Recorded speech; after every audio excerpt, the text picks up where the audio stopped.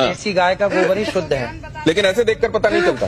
ये पता चलता उसकी भी गुण होंगे, पर वो यहाँ पे अब कहाँ लिबर्टी ले आए हम आपके बीच में। तो ये क्या ये इसको जैसे अगर कोई आपके जितना जानने वाला नहीं है, उसको शुद्ध के बारे में पता नहीं है, शुद्ध देसी आपने कहा गोबर का इस्तेमाल करो, वो इसका इस्तेमाल क्या सौंदर्य प्रसाधन में कर सकता है? शुद्ध देसी गाय, भैंस का नहीं और जर्सी का नहीं।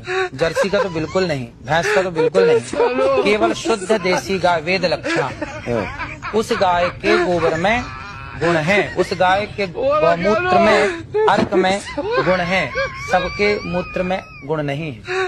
नहीं तो अगर इस तरीके से गोबर आपको कहीं मिले तो उसको सौंदर्य प्रसाधन के तौर पर इस्तेमाल नहीं करना चाहिए। ये गोबर खेतों में डाल के खाद बनाने के काम का है, लेकिन जो देसी गाय का गोबर है वह आपके लिए अमृत का। आपने क्या कहा था गोबर के संदर्भ में?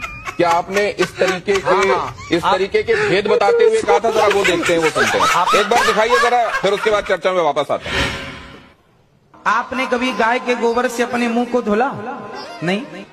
केमिकल युक्त फेस वॉश आप यूज करते हैं, लेकिन शुद्ध गाय का गोबर, इस गोबर से नहाने से चमड़ी का कोई भी रोग हो, मैं गारंटी लेता हूं, चमड़ी संबंधी कोई भी रोग हो, आप गऊ के शुद्ध देसी गाय के दो गोबर से स्नान करेंगे तो आपका चमड़ी का रोग समाप्त हो जाएगा। इतनी ताकत गोबर में है। देखिए मैंने कहा, और सिर्फ इतनी बात नहीं है, बांझपन का भी इलाज है ये। तो ये गाय के संदर्भ में आपने कहा, ये बात स्पष्ट है। अब जरा प्रियंका गुप्ता जी ये बताएंगे आपकी कितने बार आपने गोबर से फेशियल किया है, गाय के गोबर से लोगों का?